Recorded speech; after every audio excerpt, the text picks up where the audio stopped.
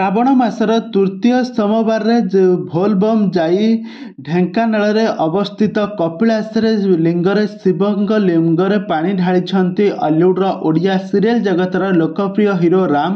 ତେବେ ଦର୍ଶକ ବନ୍ଧୁ ଆପଣମାନେ ତ ସମସ୍ତେ ଜାଣିଥିବେ ରାମ ଏବେ ତୋରି ପାଇଁ ତୋ ପାଇଁ ସିରିଏଲ୍ଟିକୁ ଛାଡ଼ି ଦେଇଛନ୍ତି। ଆଉ ଏହି ସିରିଏଲ୍ଟି ଛାଡ଼ିବା ପରେ ଏବେ ତାଙ୍କର ବହୁତ କିଛି ମନସ୍କାମନା ପୂର୍ଣ୍ଣ କରିଛନ୍ତି।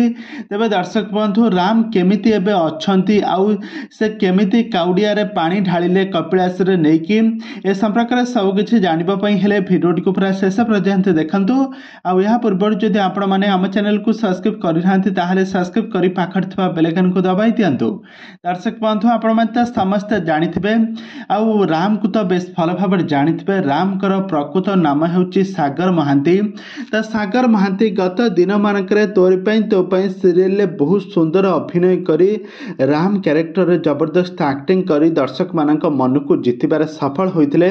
କିନ୍ତୁ କୌଣସି କାରଣରୁ ତାଙ୍କର ଭଉଣୀ ବାହାଘରରେ କିଛି ଅସୁବିଧା କାରଣରୁ ସେହି ସିରିଏଲକୁ ଅଧାରୁ ଛାଡ଼ି ଦେଇଛନ୍ତି। ଆଉ ଏହାପରେ ରାମ ଏବେ ସବୁଆଡ଼େ ଏନ୍ଜୟ କରୁଥିବାର ନଜରରେ ଆସିଛନ୍ତି। ଏକୁଟିଆ ବହୁତ ସାରା ସ୍ଥାନରେ ବୁଲୁଥିବାର ମଧ୍ୟ ନଜରରେ ଆସିଛନ୍ତି। ଆଉ ଢେଙ୍କାନାଳରେ ଅବସ୍ଥିତ କପିଳାସକୁ ମଧ୍ୟ ଯାଇ ସେଠାରେ କପିଳାସ ଶିବଲିଙ୍ଗରେ ଶ୍ରାବଣ ମାସରେ ପାଣି ଢାଳି ଧର୍ମ କାମନା କରିଛନ୍ତି। ଆଉ ବହୁତ ଖୁସିରେ ଅଛନ୍ତି ରାମ ଏବେ। ତ ରାମ ଏବେ ପୂର୍ବରୁ କାହିଁକି ନା ସିରିଏଲରେ ଟାଇମ୍ ଦେଇପାରୁନଥିଲେ, ଏବେ ସେ ଯେତେବେଳେ ସିରିଏଲ ଛାଡ଼ି ଦେଇଛନ୍ତି ଏବେ ସେ ବହୁତ ଖୁସିରେ ଅଛନ୍ତି। ତାଙ୍କର ସବୁ ମନସ୍କାମନା ପୂର୍ଣ୍ଣ କରୁଛନ୍ତି। କପିଳାସ ଯାଇ ଭୋଲବମ୍ କାଉଡ଼ିଆମାନଙ୍କ ସହିତ ଯାଇ ଶିବଲିଙ୍ଗରେ ପାଣି ଢାଳି ପୁଣ୍ୟ ଅର୍ଜନ କରିଛନ୍ତି।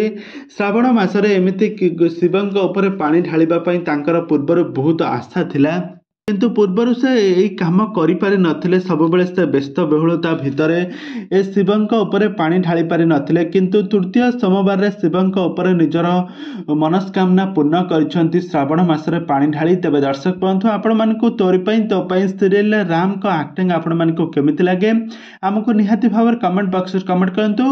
ଆଗକୁ ଏଭଳି ଅଲିଉଡ୍ ସମ୍ବଳିତ ବା ସିରିଏଲ ଦୁନିଆ ବିଷୟରେ ଅଧିକ ଖବର ଜାଣିବା ପାଇଁ ହେଲେ ଆପଣମାନେ ଆମ ଚ୍ୟାନେଲକୁ ସବସ୍କ୍ରାଇବ୍ କରି ପାଖରେ ଥିବା ବେଲ୍ ଆଇକନକୁ ଦବାଇ ଦିଅନ୍ତୁ।